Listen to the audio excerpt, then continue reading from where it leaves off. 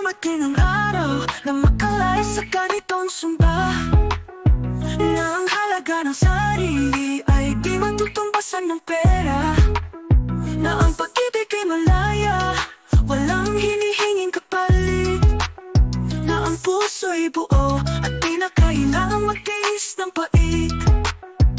Bakit nga ba kung makapit sa maling pag-ibig, ang puso'y sugatan, isip ay naliligaw sa dilim?